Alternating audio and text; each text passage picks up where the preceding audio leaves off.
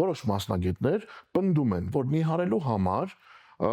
էական չի, թե ինչ տեսակ սնունդ ես դու ընդունում, ինչ տեսակ կալորիայի աղբյուր ես դու ընդունում,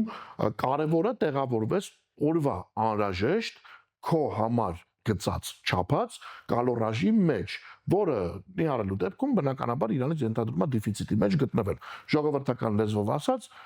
ընդհանուրի համար ասեմ, ավելի շատ ծախսել, քան ստանում ենք սննդի միջոցով։ Նման իրականություն չենք կարող չհամաձայնվել, որ կա,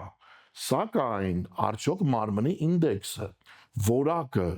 եւ մարմնի էսթետիկան ի վերջո կլինի սլացիկ, կլինի գեղեցիկ, կլինի առանց ցելյուլիտապատ շերտի, թե ոչ, դա արդեն հարցի այլ կողմն է։ Իհարկե լինելու է հազար ներողություն գրափարից համար լղկած տգեղ մարմին։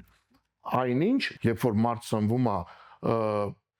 ավելի գրագետ, սննդակարգը ճիշտ բալանսավորված է, մակրոնուտրիենտները, նույն ինքը սպիտակուցները, ածխաջրերը եւ ճարպերը համապատասխանաբար յուրաքանչյուր սննդի ընդունման հետ ճիշտ բաշխված են։ Ի վերջո մարդը մկանային զանգվածը հնարավորինս պահպանում է, ինչու է պահպանում, որովհետեւ դեֆիցիտի ժամանակ, եթե դու պրոֆեսիոնալ ատլետ չես, անկախ սեռից,